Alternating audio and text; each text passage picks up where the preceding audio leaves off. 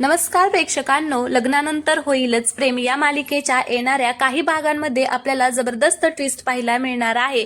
काव्य आता पार्थचा विरोध पत्करून आता तिचं बाळ नंदिनी आणि जीवाला देणार आहे। आता ते कसं देणार आहे या आपण एपिसोडमध्ये पाहणार आहोत।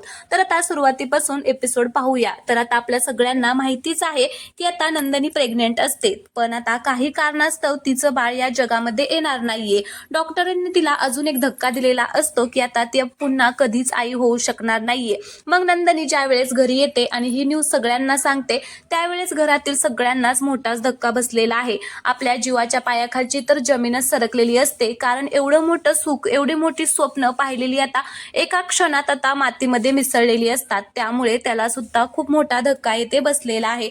पण आता तेवढ्यातच आपल्याला दुसरी गुड न्यूज सुद्धा समजलेली असते की आता काव्या सुद्धा प्रेग्नेंट आहे। तिकडून आता पार्थ घेऊन येतो काव्याची रिपोर्ट आणि म्हणत असतो की काव्या प्रेग्नेंट आहेत। आता असं म्हटल्याबरोबर घरातील सगळ्यांनाच आनंद होतो। एकीकडे दुःखाचा धक्का तर दुसरीकडे सुखद धक्का आता इथे घरच्यांना मिळालेला आहे। त्यामुळे त्यांना सुद्धा आता कळत नाहीये की आता काय करावं ते। तर आता पार्थने काव्याला उचलून घेतलेलं असतं आणि तो म्हणत असतो की हत्तीवरून साखर वाटा सगळ्यांना, मी आता बाबा होणार आहे आणि काव्य आई होणार आहे। आता घरातील सगळेजण त्यांचे कौतुक करत असतात, त्या दोघांचे लाड सुद्धा करत असतात। मात्र आपलं जीवा आणि नंदिनी नाराज झालेले आहेत, कारण आता त्यांचं बाळ हिरावून घेतलेलं आहे। एवढंच नाही तर आता नंदिनी आयुष्यात कधीच आई होणार नाहीये। त्यामुळे घरातील सगळ्यांना वाईट वाटलेलंच आहे, पण सगळ्यात जास्त जीवा आणि नंदिनीला खूप वाईट वाटलेलं आहे। तर आता ती रडतच तिथून निघून जाते। तर काव्य आता पार्थला रिक्वेस्ट करणार आहे की आपलं बाळ आपण नंदिनी ताई आणि जीवाला देऊया। तर आता त्यानंतर पार्थची काय रिॲक्शन असणार आहे हे आपण पाहणार आहोत। तर काव्य आता हात जोडून पार्थला म्हणत असते की प्लीज पार्थ, मला ना सध्या माझ्या करिअरवरती फोकस करायचा आहे। अनिशाने मला सांगितलेलं आहे की अगं तुझं काय चाललेलं आहे, तुझं ध्येय काय होतं आणि तू काय करत आहे। अगं करिअर आधी आपलं पहिलं स्वप्न होतं आणि ते पूर्ण कर, मग संसार, लग्न, त्याचबरोबर हे बाळ वगैरे होऊ दे। त्यामुळे मला अनिशाचं म्हणणं पटलेलं आहे। त्यामुळे मी आता आपल्या बाळाला जन्म जरी दिला तरी ते बाळ मी आता नंदिनी ताईला देणार आहे। कारण पार्थ बघा ना, देवाने तिला बाळ दिलं होतं, आई होण्याचं सुख दिलं होतं, पण ते तिच्याकडून हिरावून घेतलेलं आहे।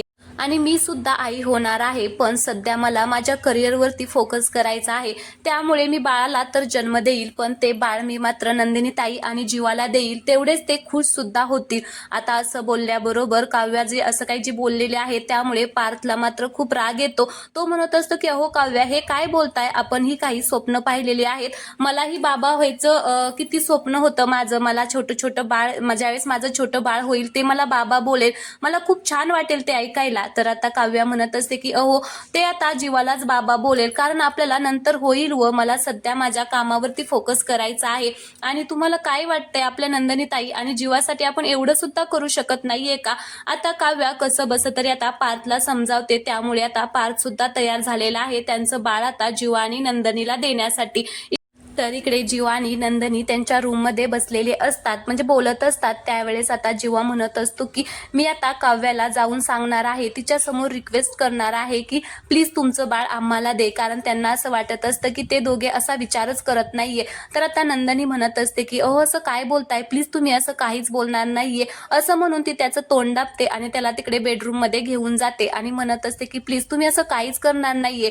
अहो त्यांनी सुद्धा आई बाबा होण्याची स्वप्न पाहिलेत आणि आपण असं त्यांना त्यांचं बाळ नाही मागू शकत। तर आता जीवा म्हणतो की अगं पण काव्या पुन्हा आई होऊ शकते, तू कधीच आई होऊ शकत नाही, त्यामुळे ते त्यांचं बाळ आपल्याला नक्की देतील। पण आता नंदिनीला ते योग्य वाटत नाही, त्यामुळे ती आता बाळ घ्यायला नकार देत असते, म्हणजे बाळ मागायला नकार देत असते। पण आता प्रेक्षकांनो, आपल्याला माहिती आहे ह्या दोघी बहिणी किती एकमेकांची आता काळजी करतात।